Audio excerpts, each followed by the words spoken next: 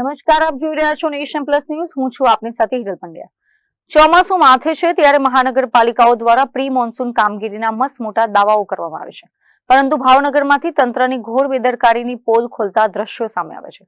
ભાવનગર શહેરના ભરતનગર વિસ્તારમાં આવેલું વરસાદી પાણીના નિકાલ માટેનું એક વર્ષો જૂનું નાળું ધડાકાભેર તૂટી પડ્યું હતું. ભાવનગરના ભરતનગર વિસ્તારમાં જ્યાં મહાનગરપાલિકાના પ્રી મોન્સૂન કામગીરીના દાવાઓ ધબડકો થઈને તૂટી પડ્યા છે, ભરતનગરની જીએમડીસી કોલોની અને સિદ્ધિ પાર્ક સોસાયટી વચ્ચેથી પસાર થતું વરસાદી પાણીના નિકાલનું વર્ષો જૂનું નાળું અચાનક તૂટી પડ્યું હતું.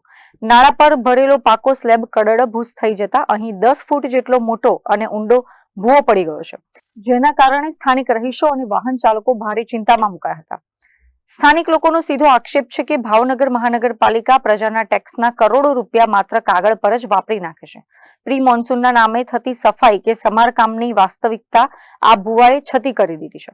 આટલી ગંભીર ઘટના બની હોવા છતાં મનપાના શાસકો કે એન્જિનિયરોમાંથી હજી સુધી કોઈ પણ જવાબદાર અધિકારીએ આ સ્થળની વિઝિટ કરવાની તસ્દી પણ નથી લીધી.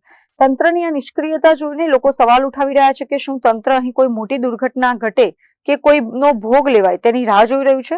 આ જોખમી ભુવાને કારણે ગમે ત્યારે કોઈ નિર્દોષ નાગરિક કે પશુ ખાબકી શકે છે. ત્યારે ભાવનગર મહાનગરપાલિકા આ તૂટેલા નાળાનું સમારકામ ક્યારે કરાવે છે તે જોવાનું રહ્યું. Rajan Gohil, Nation Plus News, Bhavnagar. સમાચારોનો સતત અપડેટ મેળવવા માટે અમારી નેશન પ્લસ ન્યૂઝની યુટ્યુબ ચેનલને સબસ્ક્રાઇબ કરો, બેલ આઇકન દબાવો અને જોડાયેલા રહો ફેસબુક, ઇન્સ્ટાગ્રામ અને ટ્વિટર પર.